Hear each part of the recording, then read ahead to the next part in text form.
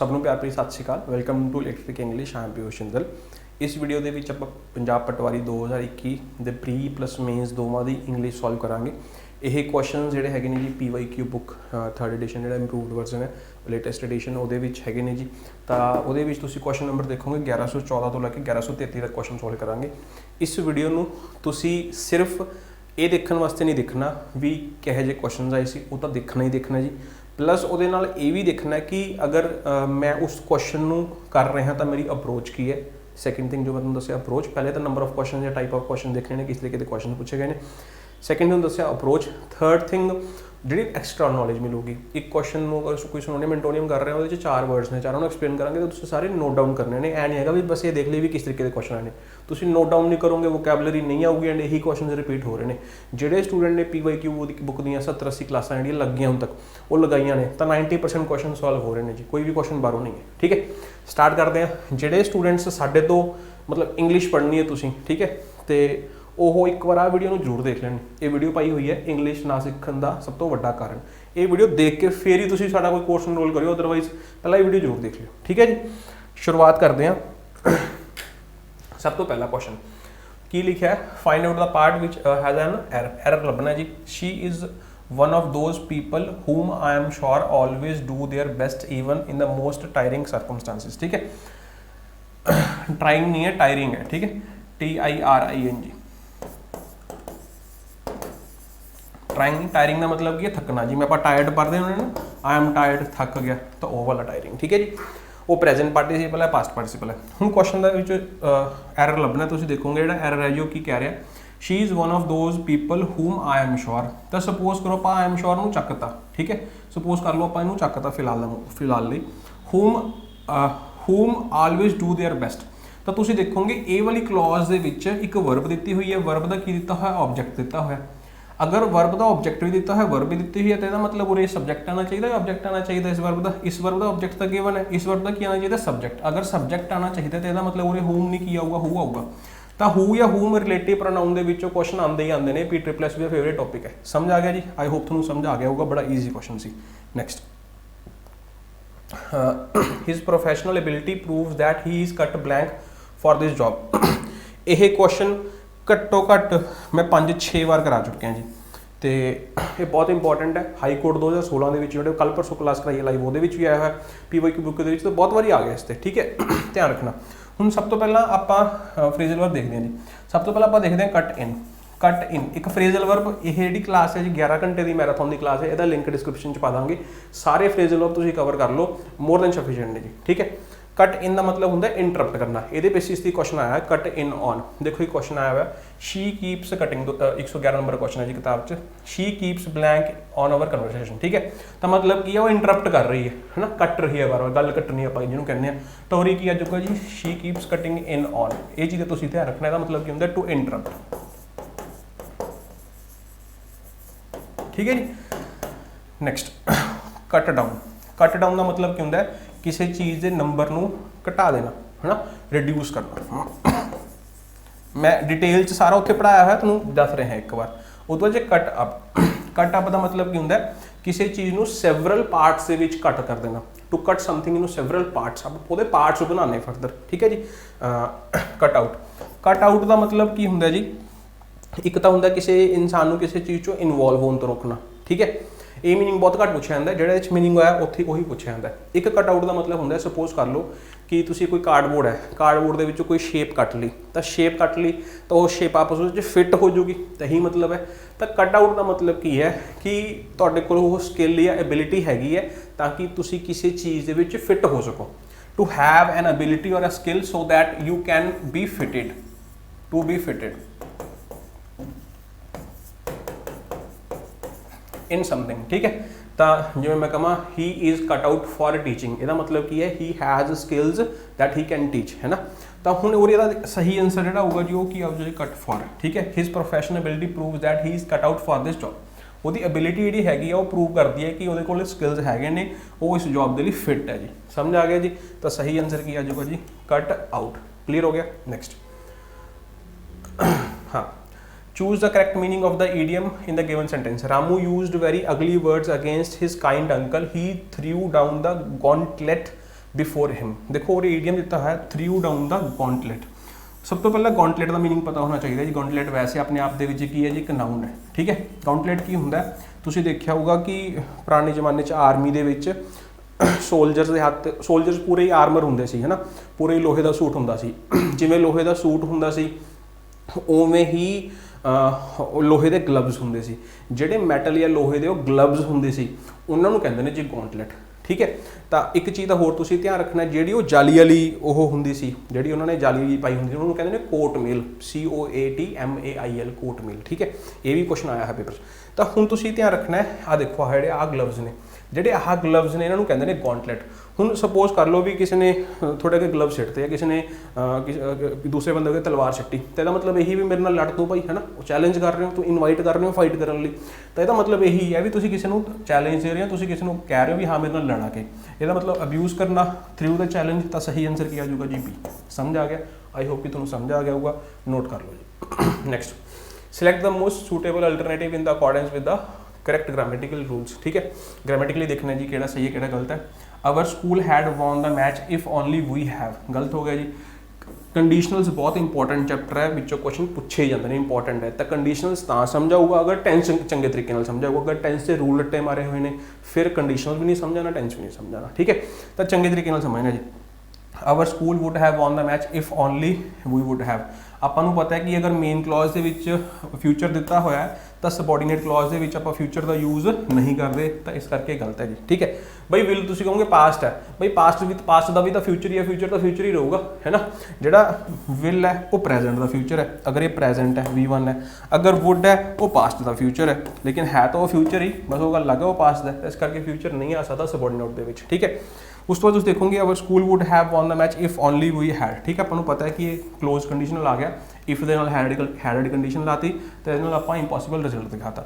C is the correct answer. ਜਿਹਨੂੰ ਆਉਂਦਾ ਜੀ ਉਹ ਸਮਝ ਗਿਆ ਹੋਊਗਾ। ਅਗਰ ਬੇਸਿਕਸ ਨਹੀਂ ਵੀਕ ਤਾਂ ਥੋੜਾ ਜਿਹਾ ਤੁਹਾਨੂੰ ਪੜ੍ਹਨ ਦੀ ਲੋੜ ਹੈ। Choose the expression from the given alternatives, ਠੀਕ ਹੈ। ਤਾਂ ਉਹ ਕੀ ਕਹਿ ਰਿਹਾ ਵੀ ਤੁਹਾਨੂੰ ਆਹ ਇੱਕ ਸੈਂਟੈਂਸ ਦੇਤਾ, ਉਹਦੇ ਵਿੱਚ ਇੱਕ ਬੋਲਡ ਕਰਕੇ ਦੇਤਾ ਜੀ, ਠੀਕ ਹੈ। ਉਹਨੂੰ ਕਹਿ ਰਿਹਾ ਵੀ ਇਹਨੂੰ ਕੋਈ ਰਿਪਲੇਸ ਕਰਨ ਦੀ ਲੋੜ ਹੈਗੀ ਹੈ, ਨੋ ਇੰਪਰੂਵਮੈਂਟ ਹੈ, ਪੜ੍ਹ ਲੈਣੇ ਜੀ। Hoping not to be disturbed I sat down in my easy chair to read the book I won as a prize. ਉਹ ਕੀ ਕਹਿ ਰਿਹਾ ਵੀ ਮੈਂ ਇਹ ਆਸ ਕਰਦਾ ਇੱਕ ਚੇਅਰ 'ਤੇ ਬੈਠ ਕੇ ਪੜ੍ਹਨ ਲੱਗ ਗਿਆ, ਕਿਹੜੀ ਚੇਅਰ 'ਤੇ ਬੈਠ ਕੇ ਪੜ੍ਹਨ ਲੱਗ, ਇਹ ਆਸ ਕਰਦਾ ਚੇਅਰ 'ਤੇ ਬੈਠ ਕੇ ਪੜ੍ਹਨ ਲੱਗ ਗਿਆ ਕਿ ਕੋਈ ਮੈਨੂੰ ਡਿਸਟਰਬ ਨਹੀਂ ਕਰੂਗਾ। ਕਿਹੜੀ ਕਿਤਾਬ? ਜਿਹੜੀ ਮੈਂ ਜਿੱਤੀ ਸੀ। ਹੁਣ ਕੋਈ ਸਪੋਜ਼ ਕਰੋ ਵੀ ਮੈਂ ਕਿਤਾਬ ਇਸ ਪੁਆਇੰਟ 'ਤੇ ਪੜ੍ਹ ਰਿਹਾ, ਠੀਕ ਹੈ। ਉਹ ਕਿਤਾਬ ਮੈਂ ਜਿੱਤੀ ਤਾਂ ਉਹਦੇ ਪਹਿਲਾਂ ਹੀ ਹੋਊਗੀ ਜਾਂ ਉਸੇ ਪੁਆਇੰਟ 'ਤੇ ਜਿੱਤੀ ਹੋ, ਪਹਿਲਾਂ ਹੀ ਜਿੱਤੀ ਹੋ। ਇਹਦਾ ਮਤਲਬ ਜਿਸ ਪੁਆਇੰਟ 'ਤੇ ਮੈਂ ਕਿਤਾਬ ਨੂੰ ਪੜ੍ਹ ਰਿਹਾ ਸੀ ਉਸ ਪੁਆਇੰਟ 'ਤੇ ਉਹ ਐਕਸ਼ਨ ਪਹਿਲਾਂ ਹੀ ਡਨ ਹੋ ਚੁੱਕਿਆ ਸੀ। ਤਾਂ ਇਹਦਾ ਮਤਲਬ ਕੀ ਹੈ? ਪਰਫੈਕਟ ਕਿਹਦੇ ਰਿਸਪੈਕਟ ਦੇ ਵਿੱਚ? ਪਾਸਟ ਦੇ ਰਿਸਪੈਕਟ ਦੇ ਵਿੱਚ। ਕਿਉਂ ਨੇ ਕੀ ਲਿਖਿਆ ਹੋਇਆ? ਆਈ ਸੈਟ ਡਾਊਨ, ਠੀਕ ਹੈ। ਜਿਸ ਟਾਈਮ 'ਤੇ ਉਹ ਬੈਠਾ ਉਸ ਤੋਂ ਪਹਿਲਾਂ ਹੀ ਜਿੱਤੀ ਹੋਊਗੀ, ਤਾਂ ਪਾਸਟ ਦਾ ਕੰਪਲੀਸ਼ਨ ਕੀ ਹੋ ਜਾਊਗਾ ਜੀ? Past perfect. ਤਾਂ ਇਸ ਕਰਕੇ ਪੂਰੇ ਪਾਸਟ ਪਰਫੈਕਟ ਦੀ ਕਰਨ ਦੀ ਆਪਾਂ ਨੂੰ ਲੋੜ ਪਊਗੀ, ਤਾਂ ਆਪਾਂ ਕੀ ਯੂਜ਼ ਕਰਾਂਗੇ? Past perfect. I had to win, ਤਾਂ ਆਈ ਹੈਡ ਟੂ ਲਿਖਿਆ ਗਲਤ ਹੋ ਗਿਆ, ਆਈ ਹੈਵ ਵਨ ਗਲਤ ਹੋ ਗਿਆ, ਆਈ ਹੈਡ ਵਨ ਬਿਲਕੁਲ ਸਹੀ ਹੋ ਗਿਆ, ਠੀਕ ਹੈ। ਸਮਝ ਆ ਗਿਆ ਜੀ। ਇਸ ਪੁਆਇੰਟ 'ਤੇ ਬੈਠ ਕੇ ਪੜ੍ਹ ਰਹੇ ਹੋ ਤਾਂ ਇਹ ਪੁਆਇੰਟ ਕਿਹੜਾ ਪੁਆਇੰਟ ਹੈ?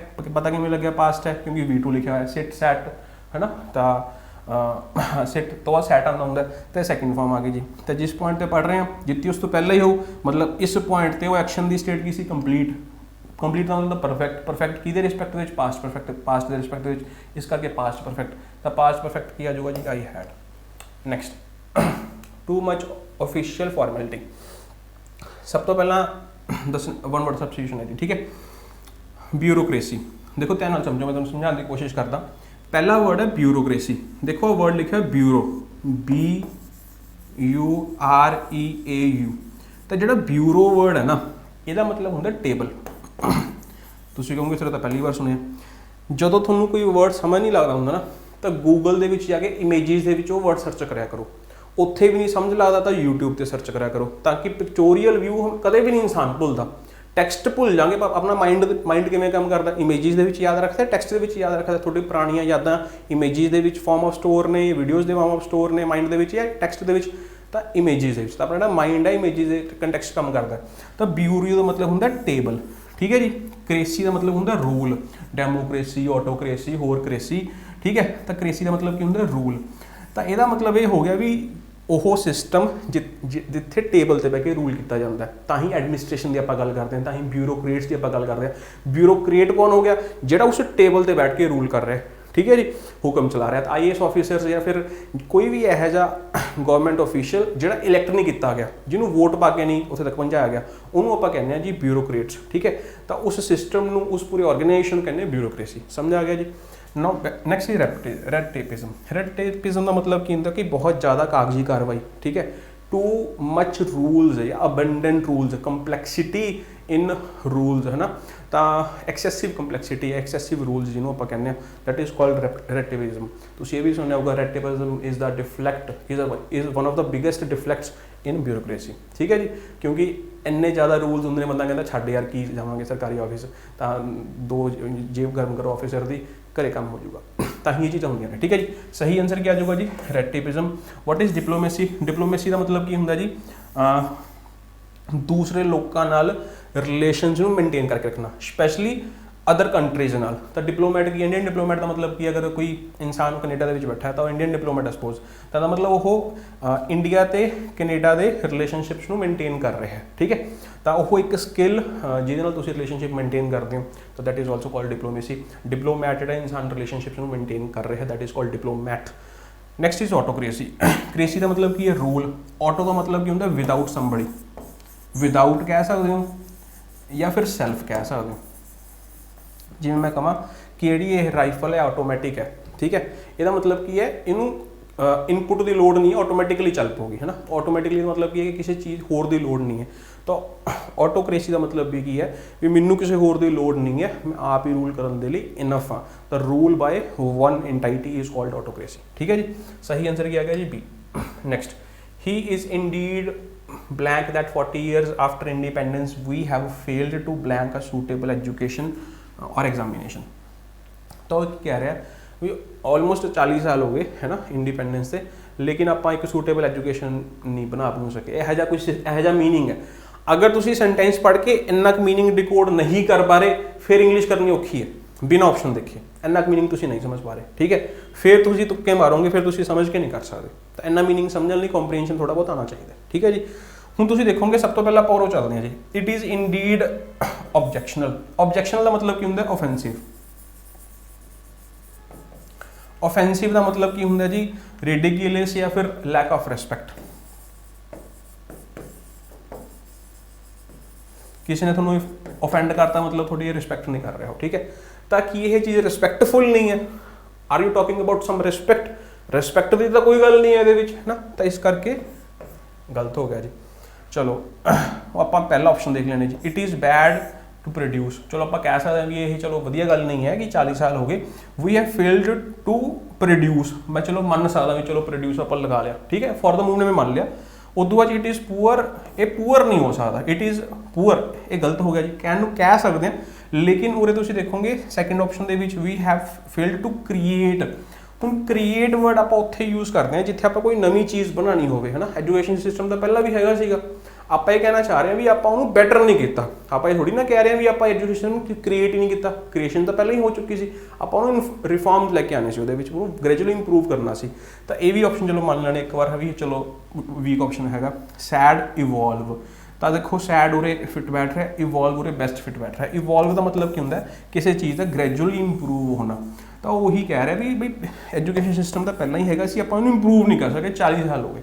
तो बेस्ट फिट ऑप्शन यही है जी। मैं नहीं कह रहा बाकी सारे गलत ने, कई बार ऑप्शन यह आ जाते हैं कि आपको ये चूज़ करना पैंदा कि which is the stronger option. कुछ ऑप्शन वीक ने, कुछ ऑप्शन स्ट्रोंग ने, आपको स्ट्रोंग ऑप्शन चूज़ करना पड़ेगा। ठीक है जी, तो स्ट्रोंग ऑप्शन क्या जाऊगा जी सैड इवॉल्व। ये वधिया गल नहीं हैगी भी आप 40 साल हो गए आपको आज़ाद होए फिर भी आप सिस्टम को इंप्रूव नहीं कर सके। ठीक है, he was charge with abetting the murder of an innocent child. तो उन्होंने की पूछ रहे which is closest to the opposite. ठीक है, हुण एक चीज़ समझने की कोशिश करनी है कि उरे वर्ड यूज़ किया अबैट। ठीक है, अबैट, अबैट एक वर्ब है जिसका मतलब की होंगे जी किसी चीज़ से सहायक बनना या किसी को सपोर्ट करना या फिर किसी को इंकरेज करना। ठीक है, ध्यान नाल समझ लो। सपोज कर लो कि छोटे होंगे कि ना छोटे 2 भाई भैन ने है ना, तो भी कोई छोटी मोटी तुसी घरे मम्मी के परसों पैसे कढ़न लगे ना, तो थोड़े भाई ने थोड़ी हेल्प करती है, थोड़ी भैन ने थोड़ी हेल्प करती है, तो you are abetting that mischief है ना, तुसी उहदे सहायक बन रहे हो, तुसी उस हेल्प कर रहे हो, इंकरेज कर रहे हो। ਤਾਂ ਇੱਕ ਛੋਟੀ ਐਗਜ਼ਾਮਪਲ ਦਿੱਤੀ ਹੈ ਤੇ ਉਹਨੇ ਮਟਰ ਦੇ ਵਿੱਚ ਹੈਲਪ ਕੀਤੀ ਹੋਊਗੀ ਤਾਂ ਕਰਕੇ ਉਹਨੇ ਬੈਟਿੰਗ ਲਿਖਤਾ। ਠੀਕ ਹੈ ਜੀ, ਹੁਣ ਦੱਸਣਾ ਹੈ ਕਲੋਜ਼ੈਸਟ ਟੂ ਦਾ ਆਪੋਜ਼ਿਟ, ਤਾਂ ਆਪੋਜ਼ਿਟ ਲੱਭਣਾ ਜੀ। ਠੀਕ ਹੈ, ਸਭ ਤੋਂ ਪਹਿਲਾਂ ਦੇਖੋ ਸਪੋਰਟ ਦਾ ਸਿਨੋਨਿਮ ਹੋ ਗਿਆ, ਨਹੀਂ ਹੋ ਸਕਦਾ। ਪ੍ਰਮੋਟ ਵੀ ਕੋਈ ਗੱਲ ਹੋ ਗਈ ਵੀ ਸਪੋਰਟ ਕਰਨਾ, ਇਹ ਵੀ ਨਹੀਂ ਹੋ ਸਕਦਾ। ਨਾਓ ਵਾਟ ਇਜ਼ ਇਨਸਟੀਗੇਟ? ਇਨਸਟੀਗੇਟ ਦਾ ਮਤਲਬ ਹੁੰਦਾ ਹੈ, ਇਹ ਕੱਲ ਵੀ ਹਾਈ ਕੋਰਟ ਦੇ ਵਿੱਚ ਪੇਪਰ ਆਇਆ ਸੀ ਤਾਂ ਇਹ ਤੁਸੀਂ ਧਿਆਨ ਰੱਖਣੀ ਹੈ। ਇਨਸਟੀਗੇਟ ਦਾ ਮਤਲਬ ਹੁੰਦਾ ਹੈ ਕਿ ਵੀ ਕਿਸੇ ਚੀਜ਼ ਨੂੰ ਕਰਨਾ। ਠੀਕ ਹੈ, ਟੂ ਮੇਕ ਸਮਥਿੰਗ ਹੈਪਨ।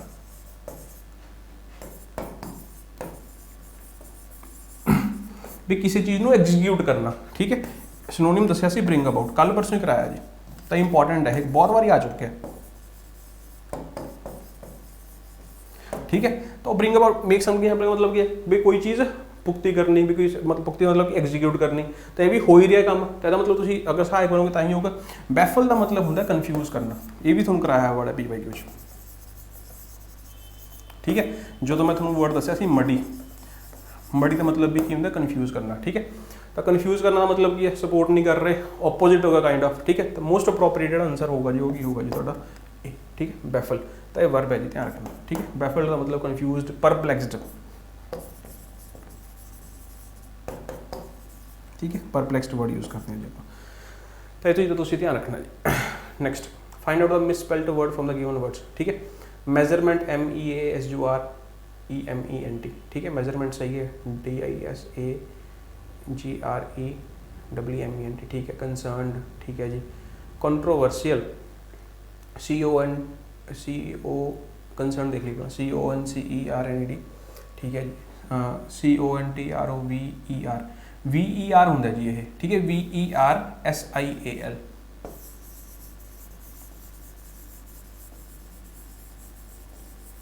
ठीक है जी, तो ये मुझे लगा गलत सी, तो सही आंसर क्या हो जाएगा कंट्रोवर्शियल। ठीक है जी, next, rearrange the parts PKORS to form the meaningful sentence. He was so kind and generous that he not only, P तो शुरू होगा, इन्हों का क्लीयर हो गया जी, तो इस करके तो घाटा मार दो। पी तो बाद या तो एस आ सकता है या आर आ सकता है। पी तो बाद एस ला के देखो, पी तो बाद S, he not only helped the needy himself, उदों बाद R, but also made others do so. ठीक है, उन्होंने ना तो उन्होंने खुद सिर्फ हेल्प नहीं की, उन्होंने दूसरे तो भी हेल्प कराई, तो इस करके मैंने ये सही लग रहा जी। ठीक है, तो पी तो बाद एस, पी तो बाद आर देखोगे, he not only but also तो हो ही नहीं सकता, तो इस करके A is the correct answer. ठीक है जी, find out which of the part of the sentence has an error, mark the part of error. ठीक है, एरर देखना जी, for her sake as well as for Mohan. ठीक है, वो की कह रहा है, ਉਹਦੇ खातिर, सेक का मतलब फॉर समबडी या समथिंग, किसी चीज़ के, किसी इंसान के खातिर। ठीक है, ਉਹਦੇ खातिर प्लस मोहन दी खातिर, जे मैं लिखा मोहन हाउस, तो मोहन का अगर आप तुसी हाउस दिखाना है तो की लिखाओगे, मोहन हाउस लिखाओगे ना। तो अगर तुसी लिखना है मोहन सेक, तो मोहन सेक नहीं आ सकता, की आना पऊ मोहन सेक लगाना पऊगा। ठीक है, तो इस करके और की आंसर आ जाऊगा जी मोहन। तो सही आंसर देख लो, एज वेल एज सही है मोहन, ये सही आंसर रखी आ जाऊगा जी बी। ठीक है, बूस्टर बैच के क्वेश्चन कराया है जी अपना। Don't think that there is any exception blank the rules of the moral conduct. ज़्यादातर स्टूडेंट इस क्वेश्चन को गलत करते हैं जी। तो अगर तुसी ऑब्जेक्ट वर्ब पढ़ी होगी, ठीक है, अज भी ये मंजिल बैच क्वेश्चन पाया, टेलीग्राम चैनल पर क्वेश्चन पाया ही है। ऑब्जेक्ट, तो ऑब्जेक्ट एक इंट्रांसिटिव वर्ब होंगी है, we object blank this policy. थोनों ऑप्शन दे दिते जान कि ये उरे की आऊगा। ठीक है, कोई फिलिंग दी ब्लैंक आऊगी या नहीं आऊगा। ठीक है, तो ज़्यादातर स्टूडेंट्स उरे कहते हैं उरे कुछ नहीं आता, वी ऑब्जेक्ट दिस पॉलिसी, लेकिन गलत है। ऑब्जेक्ट एक इंट्रांसिटिव वर्ब है, इस करके जो ऑब्जेक्ट लिखा हुआ है इस वर्ब का नहीं हो सकता, तो यह प्रैपोजिशन लऊगा ही लऊगा।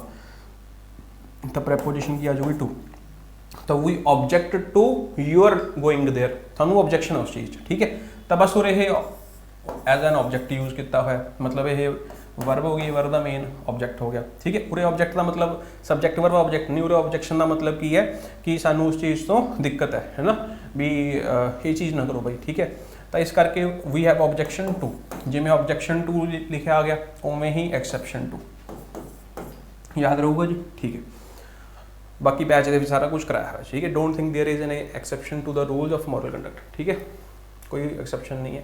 तो ये क्वेश्चन उरो बनाया सी, तो सही ऑप्शन, सही क्वेश्चन किमें भी बन सकता है, उन्हें तुम ऑप्शन 4 दे देंगे, चौथा लिख देंगे नन ऑफ दीज, तो तुम देखना कि लाओगे। स्टूडेंट्स कहेंगे ऑब्जेक्ट लिखा हुआ है, ऑब्जेक्ट के अगेंस्ट यूज़ कर लो, लेकिन नहीं है, ऑब्जेक्शन के की आऊगा टू, या ऑब्जेक्ट के की आऊगा टू। ठीक है जी, choose the correct meaning of the idiom sentence. ठीक है, it was such an strange affair that I would not make head or tail of it, है ना। Not make head or tail of it. ਠੀਕ ਹੈ, ਹੁਣ ਉਹ ਕੀ ਕਹਿ ਰਿਹਾ, ਸਟ੍ਰੇਂਜ ਅਫੇਅਰ ਸੀ, ਮਤਲਬ ਇੰਨੀ ਸਟ੍ਰੇਂਜ ਕੰਸੈਪਟ ਸੀ ਜਾਂ ਘਟਨਾ ਸੀ, ਮੈਂ ਉਹਦਾ ਹੈਡ ਜਾਂ ਟੇਲ ਡਿਸਾਈਡ ਨਹੀਂ ਕਰ ਪਾਇਆ, ਮਤਲਬ ਮੈਂ ਡਿਸਾਈਡ ਨਹੀਂ ਕਰ ਪਾਇਆ ਕਿ ਕੀ ਚੀਜ਼ ਸੀ, ਮਤਲਬ ਉਹਨੂੰ ਸਮਝ ਨਹੀਂ ਪਾਇਆ, ਸਮਝ ਦਾ ਮਤਲਬ ਉਹਨੂੰ ਅੰਡਰਸਟੈਂਡ ਨਹੀਂ ਕਰ ਪਾਇਆ। ਤਾਂ face it, tolerate it, remember it, understand, ਤਾਂ ਉਹਨੂੰ ਸਮਝ ਨਹੀਂ ਪਾਇਆ। ਠੀਕ ਹੈ ਜੀ, समझ आ गया। तो भाई मैं समझ नहीं पाया हेड है या टेल है, तो मतलब कि है मैं समझ नहीं, डिसाइड नहीं कर पाया, समझ नहीं पाया, डिसीजन नहीं ले पाया। ग्रामर देखना केड़ी सही है जी। The villagers were enjoying winter evening around the fire, around winter evening around a fire, around fire, around fire. ठीक है जी। तो सब तो पहला तुसीं ये देखना है कि यह अनकाउंटेबल है, तो ये आर्टिकल का यूज़ मैं नहीं कर सकते। ठीक है, ਹੁਣ ਆਪਾਂ ਇਹ ਦੇਖਣਾ ਹੈ ਕਿ ਜਾਂ ਤਾਂ ਦੀ ਫਾਇਰ ਆਊਗਾ ਜਾਂ ਫਿਰ ਕੁਛ ਨਹੀਂ ਆਉਂਦਾ। ਠੀਕ ਹੈ, ਅਗਰ ਕੁਛ ਨਹੀਂ ਆਉਂਦਾ ਫਿਰ ਦੋ ਆਪਸ਼ਨ ਨੇ, ਅਗਰ ਆਊਗਾ ਤਾਂ ਕੁਛ ਆਊਗਾ। ਹੁਣ ਦੇਖੋ ਵੀ ਆਪਾਂ ਹੈ ਨਾ, ਉਹ ਕੀ ਕਹਿ ਰਿਹਾ ਵੀ the villagers were enjoying winter evening around the fire. ਕੀ ਇਹ ਫਾਇਰ ਕੋਈ ਵੀ ਰੈਂਡਮ ਫਾਇਰ ਹੋ ਸਕਦੀ ਹੈ? ਕਿ ਆਪਾਂ ਕਹਿ ਸਕਦੇ ਕੋਈ ਵੀ ਰੈਂਡਮ ਫਾਇਰ ਚੱਲ ਰਹੀ ਸੀ, ਉਹਦੇ ਆਲੇ ਦੁਆਲੇ ਉਹਨਾਂ ਨੇ ਆਪਣੀ ਈਵਨਿੰਗ ਬਿਤਾਈ ਜਾਂ ਇੰਜੋਏ ਕੀਤੀ, ਐਂ ਤਾਂ ਨਹੀਂ ਹੈ। ਇੱਕ ਸਪੈਸੀਫਿਕ ਆਪਾਂ ਜਿਵੇਂ ਕਹਿੰਦੇ ਹਾਂ ਬੋਰਨ ਲਾਈਟ, ਹੈ ਨਾ, ਵੀ ਆਪਾਂ ਸਭ ਨੂੰ ਪਤਾ ਕਿ ਆਪਾਂ ਹੈ ਨਾ ਆਪਾਂ ਹਿਲ ਸਟੇਸ਼ਨ ਜਾਂਦੇ ਹਾਂ, ਫਿਰ ਕਿਤੇ ਵੀ ਜਾਂਦੇ ਹਾਂ ਤਾਂ ਆਪਾਂ ਉੱਥੇ ਸਪੈਸ਼ਲ ਅੱਗ ਜਲਾ ਕੇ ਹੈ ਨਾ ਬੈਠਦੇ ਹਾਂ, ਜਾਂ ਫਿਰ ਆਪਾਂ ਉੱਥੇ ਬਾਰਬੀਕਿਊ ਵੀ ਕਰਦੇ ਹਾਂ। ਕੋਈ ਇਨਸਾਨ ਉੱਥੇ ਕੋਈ ਨੌਨ ਵੈਜ ਬਣਾ ਰਿਹਾ, ਕੋਈ ਚਿਕਨ ਟਿੱਕਾ ਬਣਾ ਰਿਹਾ, ਤਾਂ ਸਪੈਸੀਫਿਕ ਕਾਈਂਡ ਸਪੈਸ਼ਲ ਅੱਗ ਚਲਾਈ ਉਹਨਾਂ ਨੇ, ਤਾਂ ਉਹ ਜਿਹੜੀ ਅੱਗ ਉਹ ਸਪੈਸੀਫਿਕ ਹੈ, ਕੋਈ ਵੀ ਰੈਂਡਮ ਨਹੀਂ ਹੈ। ਐ ਨਹੀਂ ਹੈਗਾ ਕਿ ਕਿਤੇ ਕੋਈ ਘਰ ਜਲ ਰਿਹਾ ਵੀ ਉਹਦੇ ਆਲੇ ਦੁਆਲੇ ਜਾ ਕੇ ਤੁਸੀਂ ਜਾ ਕੇ ਬਹਿ ਗਏ, ਤਾਂ ਐਵੇਂ ਨਹੀਂ। ਤਾਂ ਸਪੈਸੀਫਿਕ ਕੰਟੈਕਸਟ ਦੇ ਵਿੱਚ ਮਤਲਬ ਕੋਈ ਸਪੈਸੀਫਿਕ ਅੱਗ ਹੀ ਹੈ ਜਿਹੜੀ ਉਹਨਾਂ ਨੇ ਜਲਾਈ, ਤਾਂ ਇਟ ਮੀਨਸ ਜਿਹੜੀ ਇਹ ਫਾਇਰ ਹੈ ਡੈਫੀਨੇਟ ਹੈ। ਅਗਰ ਇਹ ਫਾਇਰ ਡੈਫੀਨੇਟ ਹੈ ਤਾਂ ਇਹਦੇ ਆਰਟੀਕਲ ਲਗਾਉਣਾ ਪਊਗਾ, ਤਾਂ ਇਸ ਕਰਕੇ ਸਹੀ ਆंसर ਕੀ ਆ ਜਾਊਗਾ ਜੀ ए। समझ आ गया? ठीक है जी। Next, we were still standing in the queue when the film was beginning. ठीक है, तो when the film was beginning उरे देखना जी, ਇਹਦਾ सबस्टिट्यूट दसना भी ਕਿਹੜਾ ਹੋਊਗਾ। Film begins, film had begin, film began, no improvement. ਤਾਂ ਹੁਣ ਤੁਸੀਂ ਦੇਖੋਗੇ ਉਹ ਕੀ ਕਹਿ ਰਿਹਾ ਕਿ ਅਸੀਂ ਖੜੇ ਹੀ ਸੀਗੇ, ਅਸੀਂ ਸਟੈਂਡਿੰਗ ਖੜੇ ਹੀ ਸੀ। ਤਾਂ ਜਿਹੜਾ ਇਹ ਟਾਈਮ ਹੈ, ਇਹ ਟਾਈਮ ਕਿਹੜਾ V2, ਕਿਵੇਂ ਪਤਾ ਚੱਲਿਆ? ਉਰੇ ਹਾਲ ਲਿਖਿਆ ਹੋਇਆ ਪਾਸਟ ਕੰਟੀਨਿਊਸ ਹੈ, ਤੇ V2 ਦਾ ਟਾਈਮ ਹੈ। ਅਸੀਂ ਖੜੇ ਹੀ ਸੀ ਕਿ ਫਿਲਮ ਜਿਸ ਵਿੱਚੋਂ ਸ਼ੁਰੂ ਹੋ ਗਈ, ਤਾਂ ਕੋਈ ਵੀ ਜਿਹੜਾ ਇਹ ਟਾਈਮ ਹੈ, ਇਹ ਟਾਈਮ ਕਿਹੜਾ ਹੋਊਗਾ ਜੀ? V2 ਹੀ ਹੋਊਗਾ, ਹੋਰ ਤਾਂ ਕੋਈ ਟਾਈਮ ਹੋ ਨਹੀਂ ਸਕਦਾ। ਅਗਰ ਸਪੋਜ਼ ਕਰਦੇ ਹਾਂ V1 ਹੈ, ਤਾਂ V1 ਆਪਾਂ ਕਹਿ ਲਿਆ ਪ੍ਰੈਜ਼ੈਂਟ, ਅੱਗੇ ਉਹ ਤੋਂ ਅੱਗੇ ਚਲਾ ਗਿਆ ਤਾਂ ਖਤਮ ਹੀ ਹੋ ਕੰਟੈਕਸਟ, ਕਿਉਂਕਿ ਪਾਸਟ ਦੇ ਵਿੱਚ ਕਦੇ ਵੀ ਪ੍ਰੈਜ਼ੈਂਟ ਯੂਜ਼ ਨਹੀਂ ਕਰ ਸਕਦੇ। ਠੀਕ ਹੈ, ਹੁਣ ਉਰੇ ਇਸ ਕਰਕੇ ਇਹ ਗਲਤ ਹੋ ਗਿਆ। ਠੀਕ ਹੈ, अच्छा फिल्म वॉज बिगनिंग, फिल्म का बिगिन होना एक पॉइंट होगा, ड्यूरेशन होगा, किसी चीज़ का स्टार्ट होना कोई पॉइंट होगा, ड्यूरेशन तो हो नहीं सकता, तो इस करके भी गलत हो गया जी। ठीक है, तो नो इंप्रूवमेंट भी नहीं आ सकता, या तो फिल्म बिगिन आऊगा या हैड बिगिन आऊगा। हैड बिगिन का मतलब की है भी इस टाइम तो पहला पास्ट परफेक्ट, क्योंकि इस टाइम तो काम खत्म हो गया, तो ही आप हैड प्लस वर्ब की थर्ड फॉर्म लगावांगे ना, क्योंकि इस टाइम से तो काम खत्म हो चुके चाहिए, मतलब इस तो टाइम फ्रेम तो पहला हो गया वो काम, तो आप तो यही टाइम फ्रेम की गल कर रहे हैं। ये टाइम फ्रेम के की आना चाहिए V2, तो इस करके सही आंसर की आ जाऊगा जी C। समझ आ गया? नहीं समझ आया भाई याद कर लो। तो यही कहा सी टेंस को समझना बहुत इंपॉर्टेंट है। टेंस के कंडीशनल के विचों कितने क्वेश्चन आ गए जी पेपर से। ठीक है जी, तो वो भी थोड़ा टेंस एवं समझना पऊगा। रूल रट्टे मारे ने कि पास्ट परफेक्ट का मतलब हैड प्लस वर्ब की थर्ड फॉर्म होंगी है, फिर ला लो रे जोर नहीं लगना है ना, तो समझना पऊगा, बेसिक स्ट्रॉन्ग करने पैंगे जी। ठीक है, feeling inside you which tells you what is right and what is wrong. ਤੁਹਾਡੇ ਅੰਦਰ ਜਿਹੜੀ ਫੀਲਿੰਗ ਹੁੰਦੀ ਹੈ ਜੋ ਤੁਹਾਨੂੰ ਦੱਸਦੀ ਹੈ ਸਹੀ ਤੇ ਗਲਤ ਕੀ ਹੈ, ਸਹੀ ਕੀ ਹੈ, what is morally right and what is morally wrong. ਹੁੰਦਾ ਨਾ ਅੰਦਰੋਂ ਇੱਕ ਗਟ ਫੀਲਿੰਗ ਆ ਰਹੀ ਹੈ ਯਾਰ ਇਹ ਚੀਜ਼ ਸਹੀ ਹੈ, ਇਹ ਚੀਜ਼ ਗਲਤ ਹੈ। ਠੀਕ ਹੈ, ਉਹ ਫੀਲਿੰਗ ਦੀ ਗੱਲ ਕਰ ਰਹੇ ਹਾਂ। ਸਭ ਤੋਂ ਪਹਿਲਾਂ ਕਲੈਵਰਨੈਸ। ਕਲੈਵਰਨੈਸ ਦਾ ਮਤਲਬ ਹੁੰਦਾ ਕਨਿੰਗ, ਇਹਦਾ ਸਿਨੋਨੀਅਮ ਹੈ। ਠੀਕ ਹੈ ਜੀ, ਤਾਂ ਚੁਸਤ ਚਲਾਕ ਲੋਂਬੜੀ। ਠੀਕ ਹੈ, ਇਹ ਤਾਂ ਹੋ ਨਹੀਂ ਸਕਦਾ। नो सैकेंड इज कॉन्शियस, इन्हों कहते हैं कॉन्शियस नाउन है जी। कॉन्शियस का मतलब की होंगे एक इनर फीलिंग या एक इनर एबिलिटी या फिर एक इनर फीलिंग कह सकते हो जो तुम्हें ये दस दिया भी ये चीज़ गलत है, ये चीज़ सही है। सपोज कर लो कि तुम किसी को झूठ बोलिया या फिर कोई कितने गलत काम करे, बाद चो मन के खटक के आती है यार भी हाँ यार मैं गलत कराया, मैं गलत कराया है ना। जी वो है जी वो चीज़ तुम दस रही है, जी तुम चीज़ रिलाइज करा रही है थोड़े अंदर जी है, फीलिंग ही कॉन्शियस कहते हैं। समझ आ गया जी? Your conscious is making is reminding you that you have done something wrong. ठीक है जी, उसनों कहते हैं कॉन्शियस। तो सही आंसर क्या जाएगा जी?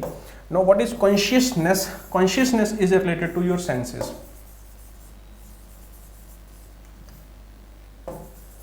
ठीक है, that makes you aware of something.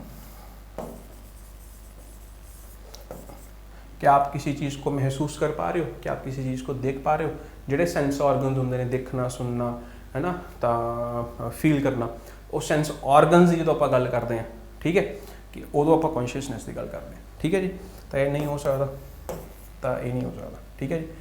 Next is there is a tacit agreement. Tacit ਬੜਾ ਵਧੀਆ ਇੱਕ ਵਰਡ ਹੈ, ਹਾਈ ਕੋਰਟ ਦੇ ਵਿੱਚ ਪੁੱਛਿਆ ਗਿਆ, ਬਹੁਤ ਵਾਰੀ 3-4 ਵਾਰ ਇਹ ਆ ਚੁੱਕਿਆ ਜੀ, ਠੀਕ ਹੈ। ਐਡਜੈਕਟਿਵ ਹੈ tacit agreement between super powers not to engage themselves in arm conflict, ਠੀਕ ਹੈ। ਤਾਂ ਉਹਨਾਂ ਦੇ ਵਿੱਚ ਇੱਕ ਐਗਰੀਮੈਂਟ ਹੋਇਆ ਵੀ ਉਹ ਅੱਗੇ ਤੋਂ ਭਾਈ ਕਨਫਲਿਕਟ ਦੇ ਵਿੱਚ ਨਹੀਂ ਆਉਣਗੇ, ਹੈ ਨਾ, ਰਾਈਫਲਾਂ ਨਹੀਂ ਚੱਕਣਗੇ ਜਾਂ ਫਿਰ ਬਾਰੂਦ ਨਹੀਂ ਚੱਕਣਗੇ, ਆਰਮਡ ਕਨਫਲਿਕਟ ਦੀ ਗੱਲ ਕਰ ਰਹੇ ਨੇ। ਤਾਂ ਟੇਸਿਟ ਦਾ ਮਤਲਬ ਕੀ ਹੁੰਦਾ ਜੀ, ਕਿ ਸਪੋਜ਼ ਕਰੋ ਕਿ ਨਾ ਕਿ ਤੁਸੀਂ ਆਪਣੇ ਬੌਸ ਤੋਂ ਛੁੱਟੀ ਲੈਣੀ ਹੈ, ਠੀਕ ਹੈ, ਲੇਕਿਨ ਤੁਸੀਂ ਬੌਸ ਕੋਲ ਗਏ ਵੀ ਹਾਂ ਵੀ ਮੈਂ ਬੌਸ 5 ਵਜੇ ਛੁੱਟੀ ਹੁੰਦੀ ਹੈ, 7 ਵਜੇ, ਤੁਸੀਂ 5 ਵਜੇ ਚਲੇ ਗਏ ਵੀ ਮੇਰੇ ਘਰੇ ਕੰਮ ਹੈ ਯਾਰ ਵੀ ਮੈਂ ਜਾਵਾਂ।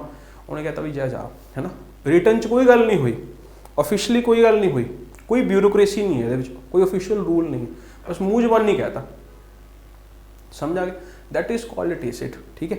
भी लिखत पढ़त नहीं हुई, मूँह जबान जी चीज़ कहती, दैट इज़ कॉल्ड टेसिट, है ना। तो इनडायरैक्टली कहता या फिर उन्होंने कहता हाँ भी ठीक है ओके, तो किसी चीज़ को इनडायरैक्टली कन्वे कर देना, ठीक है, दैट इज़ कॉल्ड टेसिट, ठीक है। तो हुण इहदा सही नीयरेस्ट मीनिंग दसना जी। ये अनस्पोकन है, स्पीचलैस है, साइलेंट है, इंट्रोवर्ट है। इंट्रोवर्ट तो हो नहीं सकता, स्पीचलैस नहीं हो सकता। यही एक वर्ड सी जिहदे ग्रेस मार्क्स मिले सी, क्योंकि एक्चुअल जिहड़ा आंसर होना चाहिए जी वो होना चाहिए साइलेंट। साइलेंट का मतलब की है कि आपां नूं कहण सुणन की लोड़ नहीं पई, है ना, सीधा ही इंडायरैक्टली समझाता हाँ भी साइलेंट रखी है चीज़, है ना, बाहर ना जान दे, है ना, तो वो चीज़ साइलेंट होंगी है। तो उन्होंने आप लिटरली देखांगे अनस्पोकन भी, मतलब बोलिया नहीं लिटरली, है ना। तो कुछ स्टूडेंट्स कहते भी ये भी सही हो सकता, तो इस करके P++ ने दोवें सही मान ले। एक्चुअल ज़्यादा सही आंसर जो होना चाहिए वो क्या होना चाहिए जी, साइलेंट, ठीक है, समझ आ गया। तो यदा ऑपोजिट की हो जाऊगा जी, रिटन, एक्सप्लिसिट, क्लीयर, ठीक है। एक्सप्लिसिट का मतलब कि क्लीयर होंगे, ठीक है। तो हाई कोर्ट जो पेपर आया से वो आंसर से रिटन, क्योंकि उत्थे दा ऑपोजिट पूछा से। Next, choose the word opposite in the meaning to the given below. ये वर्ड भी 3-4 बार रिपीट हो चुका है जी। ये वर्ड भी हाई कोर्ट के विच आया सी, ठीक है। तो देखो सारे क्वेश्चन हाई कोर्ट के विच मैं हुण खुद रिलाइज कर रहे हैं जी ये चीज़। तो इस करके बई इनू चंगी तरह कर लो, ठीक है। जिन्ना ये कराया जी, अगर तुम वो तरीके वीडियो सोल्यूशन तो ही दिते सी, ठीक है, कर लोगे तो मार नहीं खाओगे, ठीक है जी। OUS वाले वर्ड्स को समझाया हुआ है कि एडजेक्टिव होंगे ने। शिवलस एक एडजेक्टिव है, यदा मतलब होंगे कि पोलाइट बिहेवियर, पोलाइट बिहेवियर या पोलाइट अटेंशन, इंटेंशन या, है ना, बिहेवियर, ठीक है, टुवर्ड्स वूमेन, ठीक है। एग्जाम्पल तो भी मैं कल परसों जिवें समझाया सी, जिवें सपोज फिल्मां तुसीं देखते होंगे भी एक कुड़ी जा रही है, ठीक है, हीरोइन जा रही है, वो हीरोइन को इंट्रोड्यूस किया, ठीक है। तो वह बाला समान जो चुक्या होया, ठीक है, हीरो देख रहा तो समान गिर गया, ठीक है। तो हीरो जाके उसकी हेल्प करता है, ठीक है। तो उन्हें जित तक जाना होंगे उन्होंने पहुँचाता, या फिर किसी हीरोइन की गड्डी खराब हो गई, हीरो जा रहा, हीरो ने उन्होंने लिफ्ट दी, छड्ड के आया, ठीक है, उन्होंने कंपनी दी, सारी सहायता की। दैट बिहेवियर ऑफ मैन या फिर that attitude of man is called, उस काइंडनैस को कहते हैं जी, उस क्वालिटी को आप कहते हैं जी शिवलस, ठीक है जी। तो वो इंसान के लिए यूज होता है बेसिकली जो क्वालिटी शो कर रहा है। तो यदा ऑपोजिट मीनिंग लभना जी, गैलेंट। गैलेंट का पहला मीनिंग तो ये भी एडजेक्टिव है, बेसिक मीनिंग होंगे जी ब्रेव, हीरोइक, ठीक है। हीरो गैलेंट्री अवार्ड, ब्रेवरी उत्थे जिहड़ा इंसान करे, साहस उत्थे दिखाता जिथे स्पैशल मतलब दिक्कत हो, कोई बहुत औखी घटना हो, उत्थे तुसीं ब्रेवरी दिखाई, तो गैलेंट्री अवार्ड तुसीं सुनिया होगा मिलते हैं, है ना, सोल्जर्स को। तो एक तो ये मीनिंग होंगे, एक इहदा सिनोनियम यही होंगे कि that you are that manage quality that they are polite with women, है ना। कि उदों बाद जिवें सपोज कर लो ये सारी घटना होगी जी तुहानूं सुनाई मैं, है ना, उदों बाद वूमैन ने उस कुड़ी ने हीरोइन ने हीरो नूं कहा that is so gallant of you, कि that is so nice of you, कहते ना उवें तो वूमैन किसी मुंडे नूं कह सकते that is so gallant of you, कि कितना पोलाइट है तू मेरे नाल। तो पोलाइट वर्ड नूं रिप्लेस कर सकते हैं गैलेंट नाल, ठीक है। नैक्सट वर्ड है जी डस्टार्डली। डस्टार्डली का मतलब होंगे जी ईवल, क्रूअल, निर्दयी, किसी को मारना सपोज, ठीक है, एडवर्ब है, एडजेक्टिव है, सॉरी, ठीक है। एडजेक्टिव है 90% मैं श्योर हूँ, बाकी तुम चेक कर लो, क्योंकि LY वाले वर्ड ज़्यादा एडवर्ब होंगे, लेकिन जिमें फ्रेंडली एडजेक्टिव है वैसे ही डस्टार्डली एडजेक्टिव है, ठीक है। बाकी तुम एक बार चेक कर लियो। जिमें सपोज कर लो कि किसी इंसान ने किसी इंसान को कोई मारन का प्लान बना लिया, ठीक है, तो डस्टार्डली है ना प्लान, तो डस्टार्डली प्लान का मतलब कि कोई यह जिहा प्लान है जो बहुत ज़्यादा जिस क्रूअल तो निर्दयीपन है ना, तो उस उत्थे आप उमें आप यूज़ करते हैं कि डिस्टार्डली मैन या डिस्टार्डली प्लॉट या डिस्टार्डली क्राइम, डिस्टार्डली क्रिमिनल, उमें आप यूज़ करते हैं, ठीक है। नैक्सट वर्ड है अमोरस, ठीक है। तो ये वर्ड में तुम ध्यान नाल समझ लो, मैं तुहानूं सिखा देना। ये तुसीं एक वर्ड देखो लिखा है मोर। मोर ना एक रूट वर्ड है जिहदा मतलब रिलेटेड टू डेथ, ठीक है जी। एक वर्ड तुसीं सुनिया होगा मोरबिड, बहुत ज़्यादा आंदा एग्जाम दे विच। तो मोरबिड एक एडजेक्टिव है। मोरबिड का मतलब हुंदा है कि जिहड़ा इंसान सैडनैस दे विच, डिप्रैशन दे विच या डैथ दे विच बहुत जिहड़ा इंटरस्टिड हुंदा है, ठीक है। तो जिवें सपोज करो कि morbid fascination with red colour, लाल रंग को देख के मुझे खून करने का या फिर मेरा जीने का मन नहीं करता था, मैंने खून दिखता, उस तरीके की जी फैसिनेशन है ना, तो आप मॉर्बिड फैसिनेशन कह सकते हैं, ठीक है जी। तो मॉर्बिड इंटरस्ट मतलब कि सारा दिन ही दुखी रहता चंगा लगता, या फिर सारा दिन इंसान डेथ बारे सोची जाता, मौत बारे सोचता है, तो उस तरीके आप यूज़ कर रहे हैं, क्योंकि मोर वर्ड यूज़ हो गया, ठीक है। तो मोर दे नाल उरे की लग गया जी ठीक है। तो अमोरस का मतलब की हो गया जी, ध्यान रखना, आदा मतलब की होंगे नैगेटिव ओपोजिट, जिवें थीस्ट का अथीस्ट बन जाता, थीस्ट मतलब नॉट थीस्ट है ना। तो अमोरस का मतलब इसका ओपोजिट हो गया, इसका ओपोजिट मतलब की हो गया लाइफ। लाइफ का मतलब की हो गया लव। लव तो की याद रखना जी रोमांस। तो जिहड़ा इंसान रोमांसिज्म दे विच या फिर लव दे विच या फिर सैक्सुअल एक्टिविटी दे विच ज़्यादा ही इंटरस्टिड हुंदा है, ठीक है, तो उन्होंने कहते हैं जी अमोरस, ठीक है जी। उदू बाद है डिफायंट। डिफायंट वर्ड भी PYQ की बुक के कराया हुआ जी, काफ़ी इंपॉर्टेंट तो चंगा वर्ड है, ठीक है, ध्यान नाल समझ लो, नोट कर लो एक बार। देखो ये वर्ड जो बनता है डिफाई तो। डिफाई एक वर्ब होंगी है जी, ठीक है। डिफाई का मतलब होंगे रिफ्यूज टू ओबे, ठीक है, भी ओबे नहीं करूँगा, मैं नकारूँगा, ठीक है। तो डिफायंट उस तो ही बनता है वर्ड। डिफायंट की है जी एक एडजेक्टिव है, ठीक है। डिफायंस एक नाउन है, ठीक है जी। तो डिफायंट तुसी वैसे दूसरे तरीके नाल याद रखना, की करना डिफेंस, की करना डिफेंस करना। डिफेंस का मतलब की होगा रेसिस्ट करना। रेसिस्ट का मतलब भी की हो गया रिफ्यूज़ करना, ठीक है जी। एवें भी तुसी याद रख सकते हो भी किसी को नकारना। हुण तुसी देखना है भी ਇਹਦਾ सही आंसर की होगा जी। ਇਹਦਾ सही आंसर तुसी जिहड़ा हैगा कमेंट करके दसना जी, ठीक है। तो next question, find the misspelled. हाँ एक चीज़ होर जिहड़ा बहुत इंपॉर्टेंट चीज़ मैं दसनी सी, डिफरेंस। डिफाई तो ही एक वर्ड बनता डिफरेंस। डिफरेंस एक नाउन है। ये वर्ड भी पूछा गया, ये वर्ड भी पूछा गया, ये तो थोड़े सामने पूछ ही लिया। डिफाई का मतलब तुम दसता भी नकारना, किसी चीज़ को रिफ्यूज़ करना, I don't obey to your orders, specially who is superior to you. कोई इंसान थोड़े सुपीरियर, थोड़े बॉस ने ऑर्डर दिता, आई डिफाई दिस, मैं नकारदा भाई, मैं नहीं करता। डिफरेंस का मतलब होंगे रिस्पैक्ट, ठीक है। ये चीज़ तुम ध्यान रखना, डिफरेंस का मीनिंग रिस्पैक्ट होंगे, ठीक है। Next, find out the misspelled word. Amateur ये गलत ने जी। एंटागनिज्म ये भी गलत ने जी। एंटीसिपेटेड ये सही ने। ब्यूरोक्रेसी ये भी गलत ने जी। अमेच्योर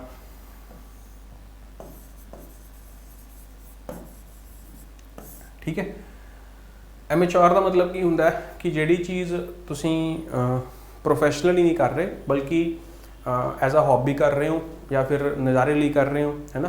कि एक तो तुसी कोई काम कर रहे हो, सपोज करो भी तुसानू है ना कोई आदत है ना, तो एक तो आदत है भी थोड़ी जॉब थोड़े तो काम करा रही है ना, भी तेरी ड्यूटी है भाई तुसी ये काम करना है, ठीक है। रात को जिमें सपोज करो कि तुहानू वॉकिंग करने की आदत है ना, एक तो भी तुसी थोड़ी ड्यूटी तुहानू कह रही है भी हाँ भी तुसी नाइट वॉक करके आनी है तुसी, या फिर वॉकिंग करनी है, कोई भी चीज़ है, एक तुसी वो एज अ हॉबी कर रहे हो, ठीक है, as a interest as a pleasure कर रहे हो, दैट इज कॉल्ड अमेच्योर, ठीक है। तो किसी को एज अ प्रोफैशन नहीं, एज अ हॉबी करना। Next is antagonism. ANTAGONISM, ठीक है जी। एंटागनिज्म का मतलब की होंगे ओप्रैसर, ओप्रैसर अपोज करना, की करना जी, अपोज करना। एंटा तो याद रखियो एंटी तो, ठीक है, एंटी का मतलब होंगे वर्सिस, ठीक है जी। एवें ही अगर तुसी लिखोगे प्रोटोगनिस्ट या प्रोटोगनिज्म, ठीक है, यह भी नाउन है। इज़म वाले वर्ड्स नाउन होंगे ने, ठीक है, ध्यान रखना। इज़म का मतलब थ्योरी या वो बिलीफ या फिर आइडियोलॉजी, ठीक है। मार्क्सिज्म, ठीक है जी, एंटागनिज्म, प्रोटैगनिज्म। प्रोटैगनिज्म का प्रो का मतलब की होंगे जी सपोर्टर, तो प्रोटैगनिज्म का मतलब क्या हो गया, an active believer, active supporter. हो सकता वीडियो लंबी हो गई, लेकिन जो थोड़ी सिखाया है, मेरा मोटिव सिर्फ क्वेश्चन आंसर नहीं सी, तो यार किताब भी है क्वेश्चन बुक दस ही दिता 1114 तो लैके 1133 है, देख के फिर तुम गल ही खत्म हो गई। लेकिन जो थोड़ा नाल सीखण नूं मिलिया होगा वो चीज़ ज़्यादा इंपॉर्टेंट है, मैनूं ये लगता है, ठीक है। तो एंटीसीपेटेड मीनिंग नहीं रहता, टाइपिंग मिस्टेक है जी, तुम देख सकते हो। BEURAU, BE होंगे जी, ठीक है, BEURAU बिल्कुल मतलब तुमने समझाता, ठीक है। एक और क्वेश्चन है जी, people at his dispensary went to him of all his profession. People of all his professions, of all professions तो आर तो शुरू होना चाहिए जी, इतने कटा मार दो, इतने कटा मार दो, आर तो बाद क्यों आ सकता, आर तो बाद पी आ सकता है। People of all the professions went to him at his dispensary for medicine and treatment. Last से एस आना चाहिए जी, लास्ट से एस कितने आ रहा है, ये, ठीक है जी। आई होप कि थोनू समझ आया होगा। नैक्सट क्वेश्चन, ठीक है जी, बस खत्म हो गई। एक किताब की डिटेल है जी, ये मॉक टेस्ट ने जी, PSSB के ने, PPSC के भी ने, बाकी 137 क्वेश्चन पेपर ने जी सबजैक्ट वाइज। 137 क्वेश्चन पेपर की इंग्लिश अलग है जी, मैथ अलग है, साइंस अलग है, GS अलग है, कंप्यूटर अलग है, पंजाब GK अलग है, पंजाबी अलग है, ठीक है। टोटल 10,000 प्लस MCQs ने जी। अगर तुम यह किताब 2-3 बार कर लोगे, पिछली बार पटवारी चों 16-17 क्वेश्चन आए थे किताब चो सीधा डायरैक्ट, ठीक है, तुम कर लोगे, तुम होर कितों प्रैक्टिस करने की लोड़ नहीं पऊ पंजाब के पेपरों वास्ते, मोर दैन सफिशिएंट, ठीक है। मंगाने का तरीका तुम दसदा, ये किताब के वीडियो सोल्यूशन भी फ्री ने, पूरी किताब का वीडियो सोल्यूशन भी नाल दे रहे हैं जी, ठीक है। मतलब कि ये वीडियो सोल्यूशन का ऐप पर जाऊँगे, ऐप पर वीडियो सोल्यूशन का कोर्स बनाया 4,000 का, वो किताब के नाल बिल्कुल फ्री है। जिमें इंग्लिश के 1404 क्वेश्चन है, ये 1699 क्वेश्चन ने, तो 1699 क्वेश्चन की वीडियो सोल्यूशन बनाया है। क्लास 5वीं के 50 क्वेश्चन तो लगे 100 क्वेश्चन तक कराया है। एवें ही तुम कोई क्वेश्चन कर रहे हो, तुम जाओगे वीडियो सोल्यूशन देखोगे भी हाँ भी थोड़े 474वां क्वेश्चन होया नहीं, तो तुम 14वीं वीडियो चुके तुम देखा भी 470 तो लैके 500 तक क्वेश्चन कराया है, 14वीं वीडियो जाके सोल्यूशन देख लिया जी, ठीक है जी। आंसर की किताब हैगी। अंग्रेजी करनी है तो भाई साढ़े तो कर सकते हो, अंग्रेजी वास्ते मंजिल बैच है, तो ये 0 तो पढ़ाया गया जी, मैं ही पढ़ाया सारा, तो बेसिक्स तो इंस्टॉल कर देंगे तो तुम कोई भी एग्जाम दे सकते हो, ठीक है जी। तो कोई भी रूल उल्टा नहीं मरवाया जाऊगा, तुम आंदा नहीं आता मैटर नहीं करता, लेकिन तुम सीखना है यही मैटर करता जी। आई होप तुम वीडियो चंगी लगी होगी, तो आह वाली वीडियो जिमें तुम दसिया जरूर देख लियो अगर तुम साढ़े तो पढ़ना है, ठीक है जी। आह वाली वीडियो देख के फिर ही तुम कोई कोर्स ज्वाइन करो, तो तुम्हें पता लग जाऊगा भी किमें पढ़ाने। Thank you so much, all the best, bye.